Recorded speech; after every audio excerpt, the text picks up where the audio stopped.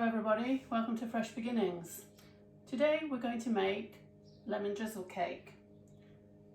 Alright, it's a beautiful day for a cup of tea and a nice piece of cake. So you've literally got just over an hour to wait. I've already weighed out the ingredients and further on in the video we'll give you a list of those, so don't worry that you've got to write everything down. In this bowl already measured out, I've got 225 grams of softened butter and 225 grams of sugar. I've got 275 grams of sifted flour along with 2 teaspoons of baking powder. Now don't worry if you haven't got a sieve, it's not imperative. It just gives you a lighter sponge and aerates it a little bit more. I've got 4 tablespoons of milk. I've got lemon zest of 2 lemons, and I've got sugar and lemon juice. It's 160 grams of sugar and juice of 2 lemons, which I'm going to put on the side because we don't need those now. We'll wait for those for later. That's going to create for us our lovely crunchy topping. So just to begin with, in the recipe, and I'm going to start mixing while I talk, so I'm just going to beat this sugar, and we're going to do it by hand. In the recipe it tells you to throw everything together in one, all of it together. Now that's fine if you've got a mixer, but as you can see, just mixing the sugar and the butter needs a little bit of elbow grease. If you've got a hand mixer or a standard mixer, that's great because everything will work in together.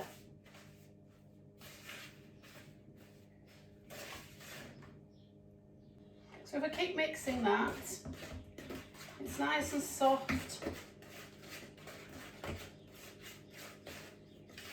and creamy. And it's just as easy to make it by hand.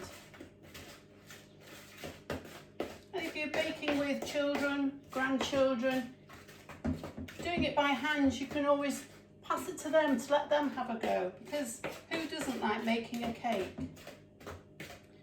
So that's the sugar and the butter mixed together. Here, which I've just realised I didn't have in the shot at the beginning, I've already whisked 4 eggs. So we're gradually going to beat those in. And don't worry if it goes very sloppy, because it will. And it'll even slightly curdle. But we just keep mixing that in. Get it all together.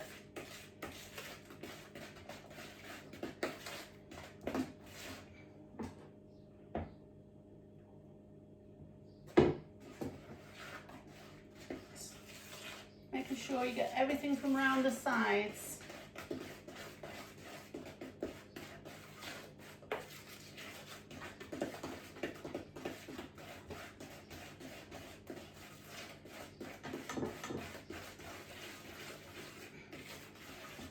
Right, let's just put the remainder in.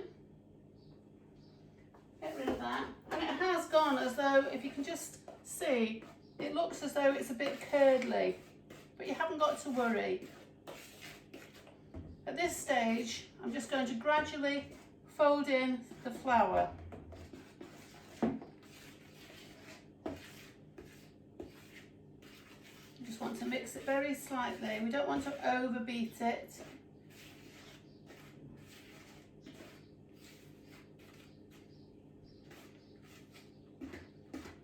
Once you've got the first bit in,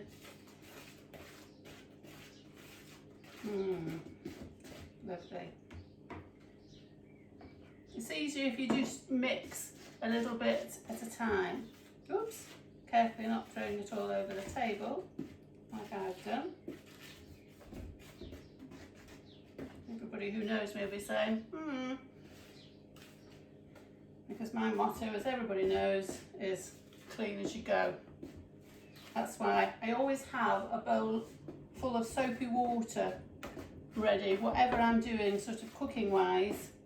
And then if I haven't got time there and then to quickly wash them, I can just put them over there, and it just keeps them, it keeps the washing down, and anything in it, it keeps it soft.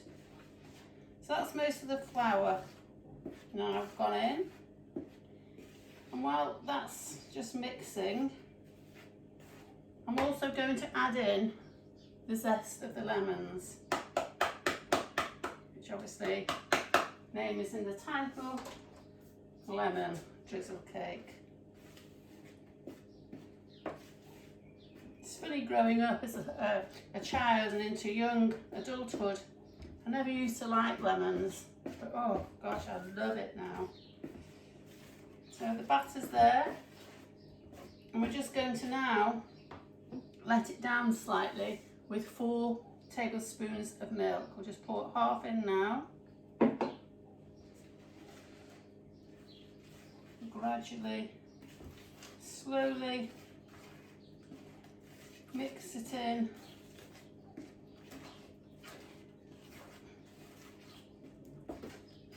Because we don't want a stiff batter.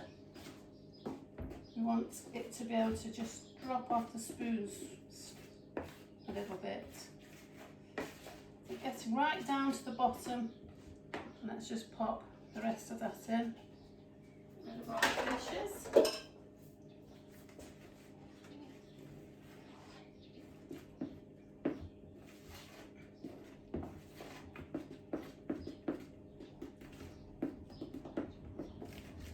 And there we more or less have it.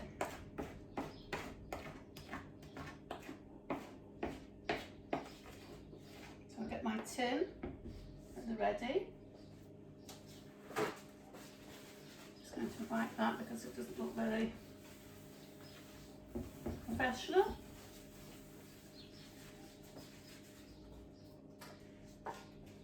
So, it doesn't matter what tin you've got.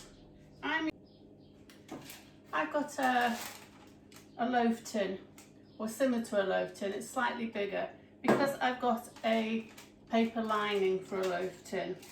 But if you haven't got one of those tins, a normal cake tin, a sprung edge cake tin where the base lifts out, or just even a small roasting tray. And it just means instead of it being narrow and deep, it'll just be longer and more shallow. You'll still get the same effect, trust me. So whatever else you've got tin wise, just either line it with greaseproof paper. So you would grease the inside of your tin and put your greaseproof paper in, or if you've got a spring round tin, you can grease all the way around, then sprinkle some flour in and just shake it all about so it gets round the sides and on the base, and then tip the surplus flour away, and that will prevent it from sticking. So I'm just going to pour the mixture now into the tin and try and get it as best as I can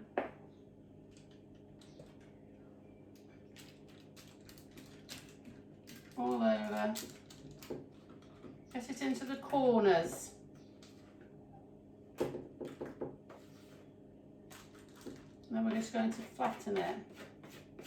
Going back to the children, if you've got children baking with you, and I know what we were like when we were children, we'd be all fighting over the bowl. Oh, let me have a go, let me have a taste. This goes to show what memories cake making or baking of anything brings back. Okay,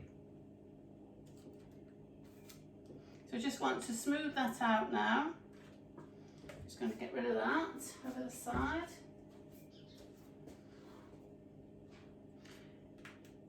So while I've been talking right at the beginning, which I should have mentioned to you, I already preheated my oven to 160 degrees.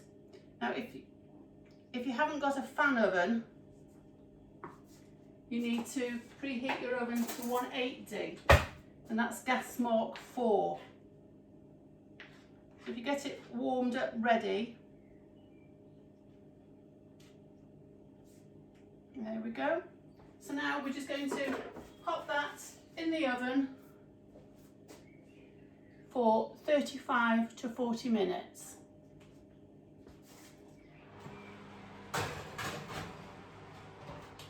So it's gone in the oven in the middle, and we're going to come back in 35-40 minutes. Thank you. Well, by rights now our cake should be beautifully cooked. It's been, I would say, near on 40 minutes, 38 minutes. So let's just get it out now and have a look at it. Be very, very careful.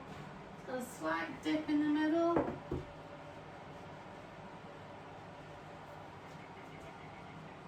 No, I'm going for that. So don't forget, turn your oven off. And now we're going to leave it to cool. Even though it's got the grease-proof outer round, I'm just going to get a knife while it's still warm and just run it round the outside. The paper will easily come away. So we're just going to leave that to cool now. Once it's cooled a little bit, we're going to lift it out and pop it onto a wire rack. If you haven't got a wire rack, don't worry. Just the tray off your grill pan will be suffice. Anything just to sort of get some air going around it. So we'll leave that for now and leave it to cool, and I'm so excited to taste it. Alright, see you in a minute. Okay, so now it's cooled. So if you've got your cake in a loaf tin, and even though you've got the grease-proof underneath, you're probably saying, how do I get this out of it?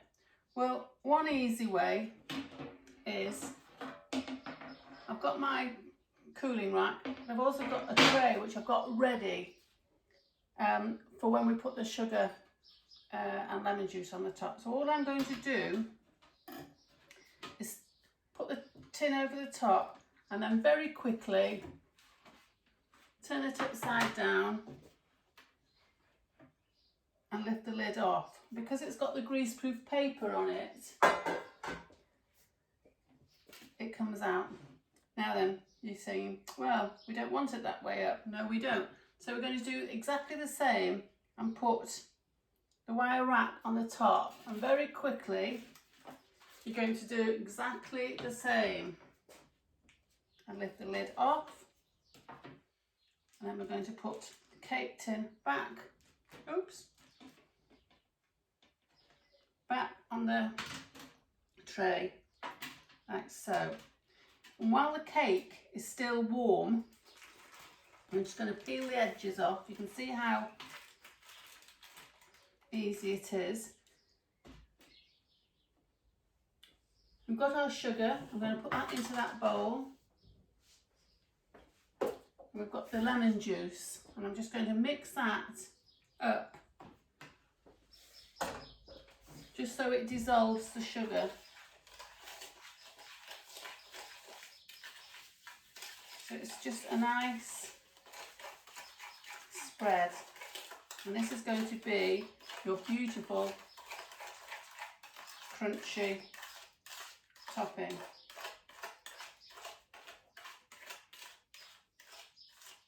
Okay, with a knife. So what we need to do now is just make some holes through the cake. So it doesn't matter what you've got.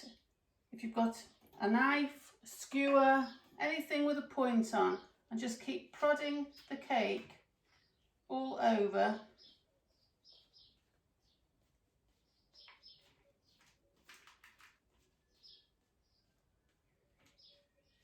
You want as many holes as you can.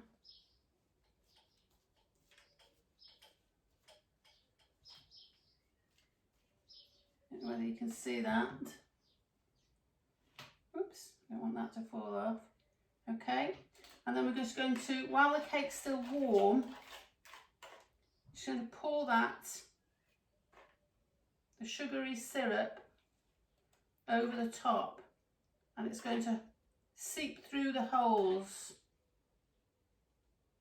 And I put the tray underneath, so it'll catch the sugar, so it saves you having to make a mess. The paper's there anyway. Just get that over, and with the cake being still warm, this is going to create a lovely crunchy topping.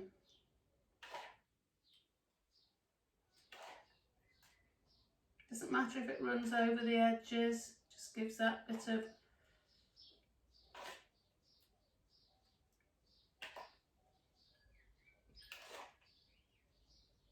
spread it all over so it will seep through the holes in the cake.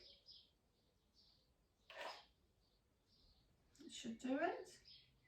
And then you're just going to leave that to set. What I'm going to do is I'm just going to, so you can see it, slice off a piece. Just so you can see the cake. Now, gosh, I'm so excited to eat that. And that is your lemon drizzle cake. Thank you for watching. I hope you've enjoyed, and see you next time. Thank you.